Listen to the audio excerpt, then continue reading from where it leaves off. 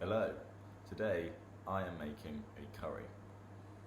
Now I've made curries from scratch before, but today I am making this specially selected Rogan Josh from Aldi with vegetarians avert your eyes, chicken, and eventually to go with it some rice. Now I've got some hot oil here that the chicken is about to go into. So, here we go. I'm attempting to film this on a laptop, which will maybe... Oh my god, no! No, shit! Sorry, fuck. The handsome bottle opener has just fallen in the bloody hot oil. In the chicken goes. Excellent. Now the sizzling you can hear is chicken cooking. Now we've got to brown that and cook it, pretty much most of the way through. I mean, I'm sure it would get cooked more, it will get cooked more in the sauce, but you don't want undercooked chicken. So I'm gonna cook it a bit more. Oh, look at this. If I stand far back enough, whoa! Good. I don't normally film myself doing things, but recently I have discovered a series of YouTube channels of people who do basically this. Maybe they have a bit of direction, maybe they talk about books, or maybe they go into the woods or something. And I think that looks fun. I went for the Rogan Josh because I had it once in a curry house and it was good. I don't know what is in it at all, or what's supposed to be in it. In this one, it says a medium spiced curry sauce with tomato, yogurt, ginger as backwards, and a range of, a blend of spices, and I can tell you the spices. They are cumin, coriander, garam masala, which is coriander, cumin, so more of that, cinnamon, ginger, cloves, black pepper and dill. There's also some chili, turmeric, cardamom and cinnamon in there. That's just in the sauce. In the spice cap, just the lid of these things, is more spice. This is what puts them a cut above the cheaper variety of ready-made jarred curries as the other one. There's milk in this. I normally go for the dal, I think, which is sort of spinach. And what I'll do, because you kind of got to beef these up a bit most of the time because they're basically tasteless. What I normally do is put in some more spinach and chicken. Now I'm putting in the spice cap. But the before and after shot. That's before. Look at that. And the thing is, I actually think I have most, if not all, of the spices on my spice rack. Oh, spice rack that's in this spice cap. So if I want, like right here, ground coriander, like that. Like pull it off the shelf. Ready, bang, paprika. Ready, turmeric. It is currently 4:07 and I've spoken to one person today, and it was the man in the bookshop. I just turned 24. I turned 24 on Monday. It's now Saturday, so I turned 24 5 days ago. So I'm stirring the chicken. I'm just making sure it's all cooked through before I put the sauce on. You see that? Oh, look at that steaming. It's like a fucking Indian street food vendor over here. Oh, chicken down. It's okay. 45-second rule. Now, so the jar says, put a jar on, but use 340 grams of chicken. That's pathetic. I've used 600 grams of chicken, but now I'm worried that my sauce isn't going to be enough for the amount of chicken I've used. So I've got a quick trick. Fill it up with maybe a third to a half of water. Put the lid back on, and this is when you do get your bartending skills out.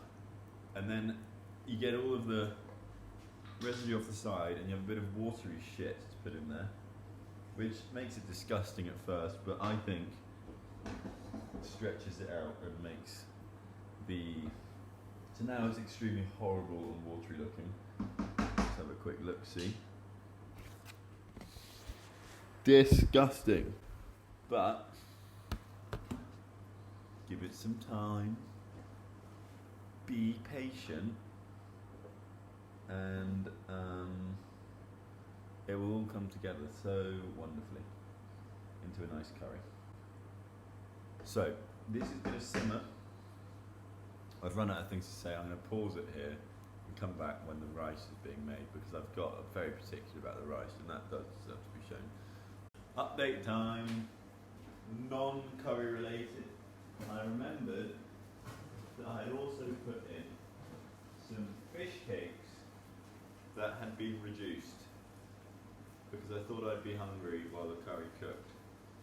So we can do a quick review of the fish cakes. While the curry's cooking, we're going to review this fish cake. It is an Aldi haddock fish cake. We'll get an action shot of chopping it. One try with ketchup, one try without. Is that cooked? Fine. Here's the fish cake. Here's the inside of the fish cake. It has got one big fucking chunky piece of fish right there, so that's good. Not just a cake. So what I'm going to do is I'm going to try and coordinate this. As soon as I put it in my mouth, you get the action shot, the fork, and also I'm going to then focus on my face with movement of the laptop screen. Ready? 3, 2, 1.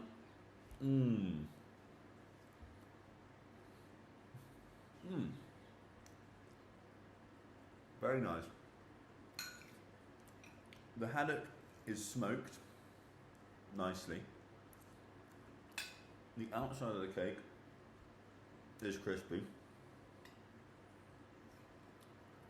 The inside is soft and even fluffy at times. And it's seasoned well. I don't think it needs ketchup, but I'm going to do it anyway to make this a more comprehensive review. Ketchup's on. A bit more for good measure.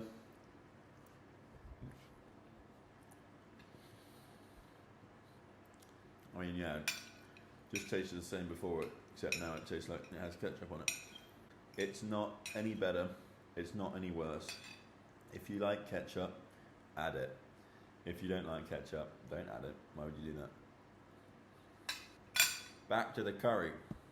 I am opening this window a lot more because I've noticed while I was eating my fish cake that I could smell burning plastic. Now, I was right. Whilst I was eating my fish cake, I noticed he was lying on the stove, back turned. Now the stove was off. I'd moved this onto the smaller heat, but obviously there was some residual heat on this one, as you can see, and uh-oh, the man is not doing well. This isn't mine. This is my housemate's. He might be quite upset about that.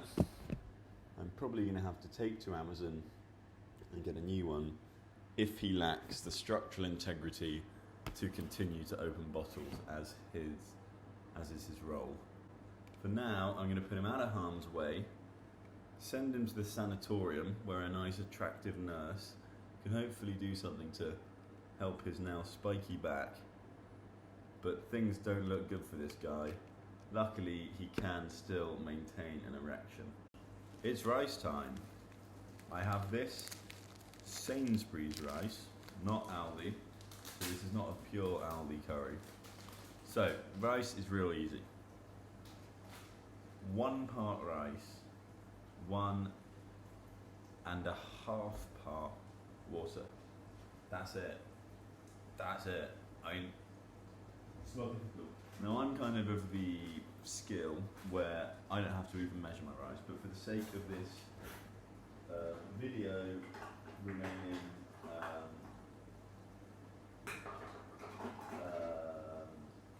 factual, I will measure the rice. I'll measure 1 cup of rice is too much for one person, believe it or not. I mean, that's actually too much rice because how much it expands. But I'm going to do that much anyway. Okay, can you see that? Right, yeah. The rice is way too much rice for one person. The rice is going in. I'm going to do half a cup of rice. Half a cup of rice. Now, that goes into. Oh, that actually is enough rice. That goes into a pot. Then you get water, and you know what? You gotta wash your rice. You have to wash your rice, because if you don't, it will be clumpy and starchy. You want to get the starch out. I don't know if you can see, this rice water is very cloudy. Not what we want. We want it to be more clear. So you do this, you wash it around, and then carefully, you could, if you want, use a sieve, but don't be a baby. I mean, just do it carefully. Pour it in there. Do it again. You want to do this a few times.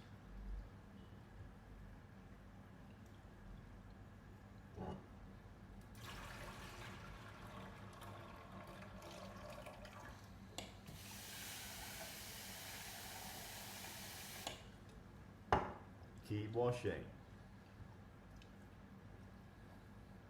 Action shot. See that water is still cloudy? Now at a certain point, you're going to say, fuck it, that's probably fine. And that is okay. Like, this is now perfect. And I just know that. And looking at that, it's going to mean nothing to you. But to me, I know a bit more. Now it's perfect. I've got cheese on my laptop. Deal with that later. Okay. Boil it. Bring it to the boil. When it hits the boil, give it like, I don't know, 30 seconds. Not very long. And then get your good friend L-id, the lid. It needs to fit perfectly because what you're trying to do is trap that steam. Steam the rice.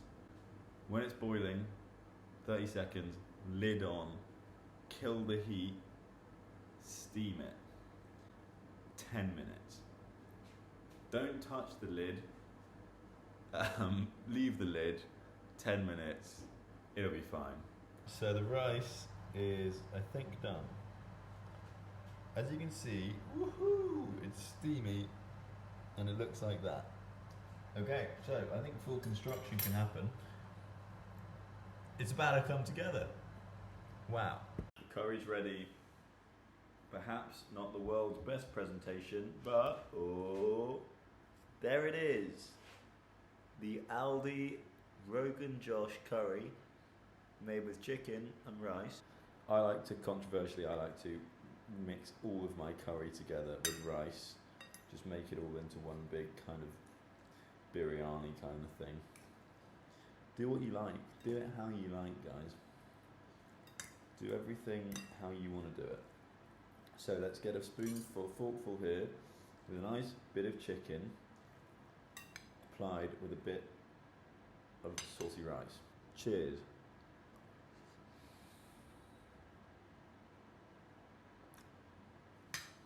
That's gorgeous. Very nice chicken, good rice, and the sauce tastes like a curry. Now, some people maybe would eat this and go, not enough flavour for me. And I imagine if you took this to the streets of Delhi, they probably wouldn't enjoy it. I've never been to Delhi, and I'm really enjoying this. Should you go out and buy this? Maybe, if you like jarred curry. Yeah, you should. Thank you for watching.